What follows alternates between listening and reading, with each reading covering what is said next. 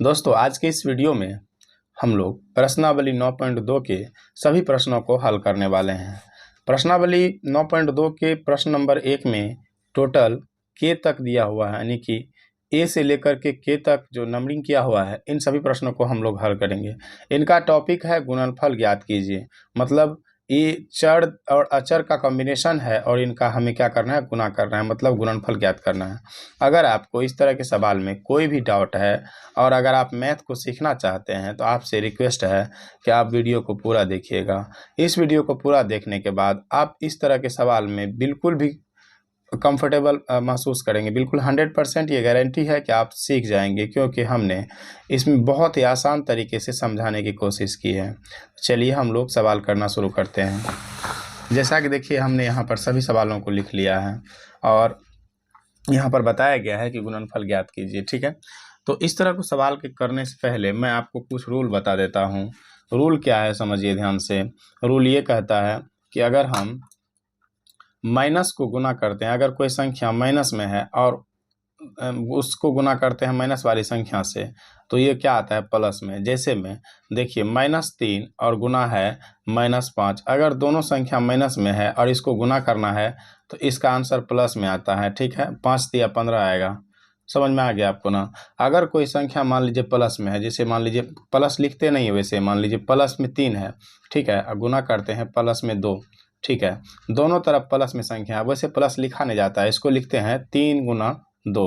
ये क्या हो जाएगा, 3 दूना 6। यानी कि आपको क्या समझ में आया, कोई भी नंबर अगर दोनों तरफ प्लस में रहे तो उसको गुना करेंगे तो क्या आएगा, आंसर प्लस में। जैसे में प्लस गुना प्लस, प्लस को जब प्लस से गुना करते हैं तो आंसर प्लस में आता है। मतलब ये हुआ कि दोनों नंबर अगर प्लस में है तो उसका गुणनफल किस में आएगा, प्लस में ही आएगा।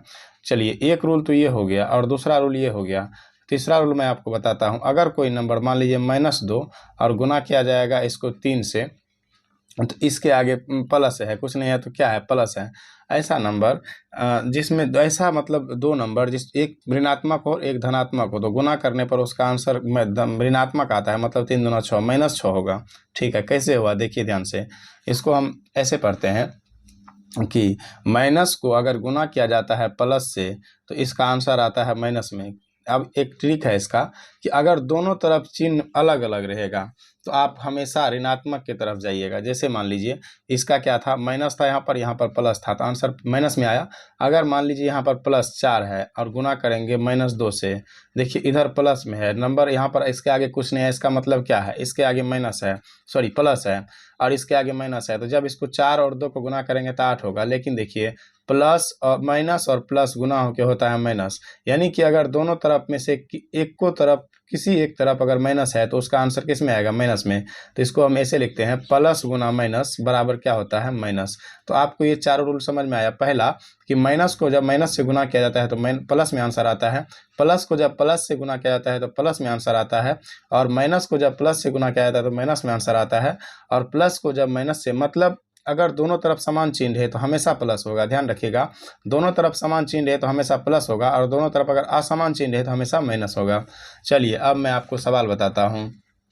सबसे पहले यहाँ पर दिया हुआ है 8x गुना -2। तो देखिए 8x गुना -2 करना है ना।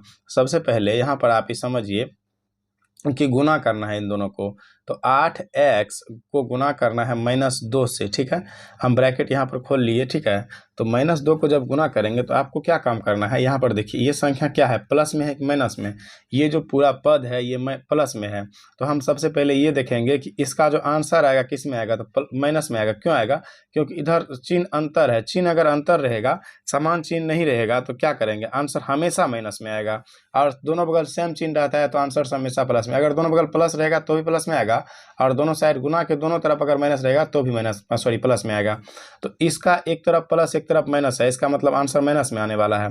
अब क्या करेंगे, हम इसको गिनती वाली संख्या को आपस में गुना करेंगे। 8 दूना क्या होगा, 16, और ठीक है इसके साथ x है तो x लगा देंगे। मतलब इसका मतलब क्या हुआ, -16, ये आंसर आ गया। ठीक है, इसके साथ में x था।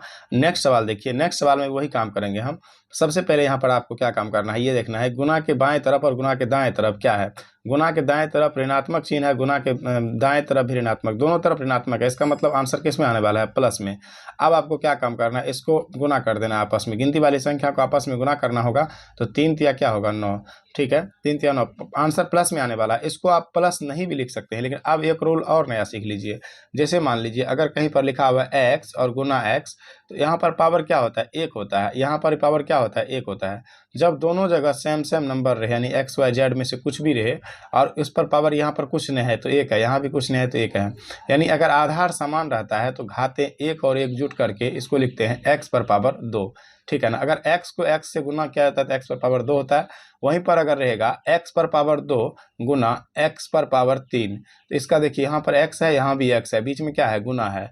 तो क्या करेंगे, पावर को जोड़ देंगे तो x पर पावर क्या हो जाएगा, 5, 3 2 5। उसी तरीके से यहाँ पर x पर पावर कुछ नहीं है तो क्या है, 1 है।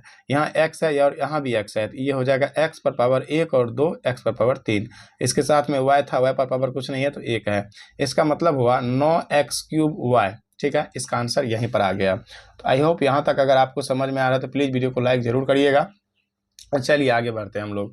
यहाँ पर देखिए अब हमें पता लग रहा है यहाँ पर कि x के सॉरी गुना के इधर चिन्ह क्या है, प्लस है, गुना के इधर भी चिन्ह प्लस है, तो दोनों नंबर क्या है, प्लस में है। तो आंसर प्लस में आने वाला है, तो हम प्लस का चिन्ह नहीं लिखेंगे। अब हम क्या काम करते हैं कि 6 और 7 को गुना कर देते हैं। तो 6 और 7 को जब गुना करेंगे तो 42 आएगा।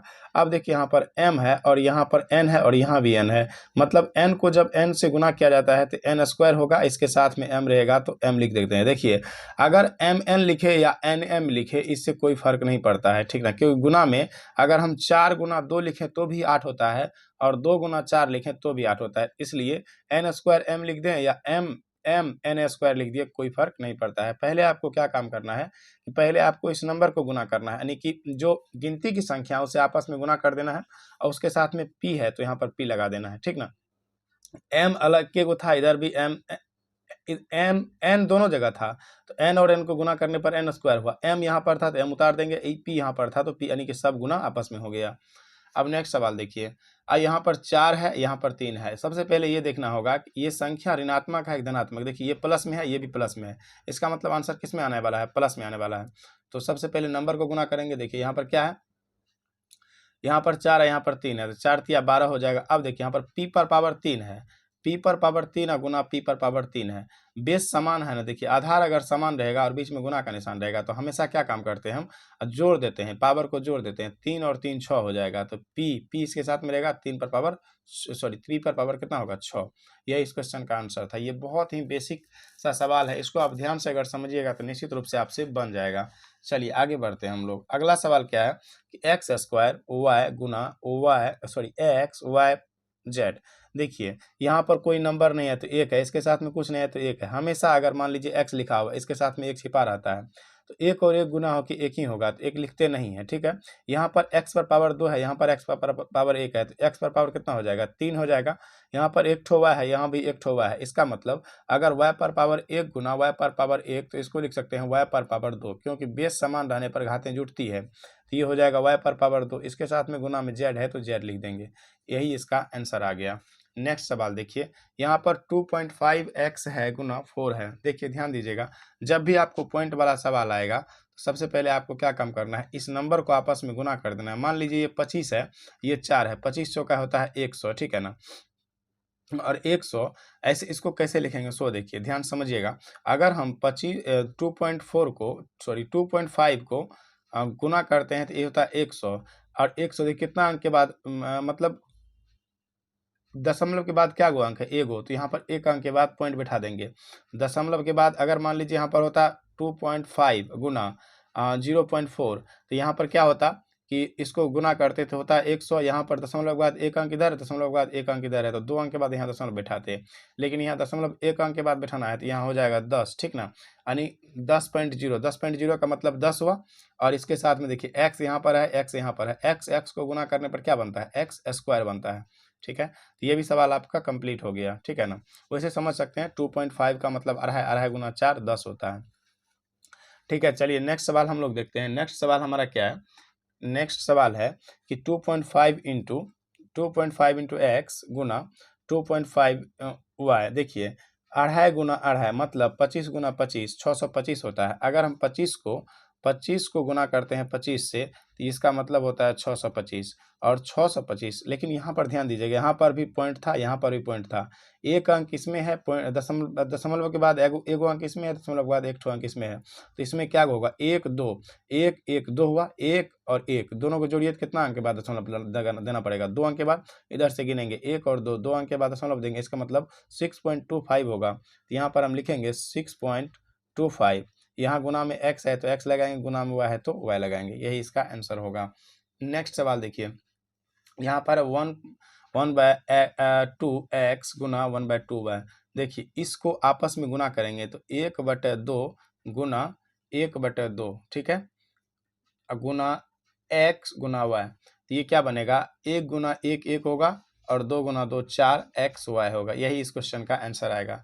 चलिए नेक्स्ट सवाल देखते हैं हम लोग। नेक्स्ट सवाल में क्या है, 1/2xy गुना 2xy।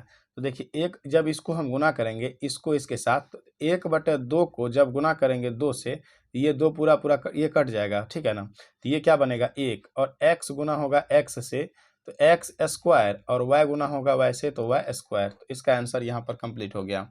नेक्स्ट सवाल देखिए, अब इसको आपस में गुना करना है तो नंबर को एक साथ गुना करेंगे, 2 को 2 से गुना करेंगे 4, 4 को 2 से गुना करेंगे 8, ठीक है। फिर x पर पावर यहाँ 1 है, यहाँ 2 है, यहाँ 3 है, तो इसको जोड़ेंगे 1 2 3 3 दूना 6, x पर पावर कितना हो गया 6। इस तरीके से हमारा 10 सवाल कंप्लीट हो गया, ठीक है। आई होप ये चीज़ें आपको समझ में आ गई होगी और आपका कंसेप्ट क्लियर हो गया होगा। अगर वीडियो आपको पसंद आई है, आपको कुछ सीखने के लिए मिला है इस वीडियो से, प्लीज़ वीडियो को लाइक करिएगा और हमारे चैनल को आप ज़रूर से सब्सक्राइब कर लीजिएगा। चलिए मिलते हैं नेक्स्ट वीडियो में एक नए टॉपिक के साथ, तब तक के लिए थैंक यू।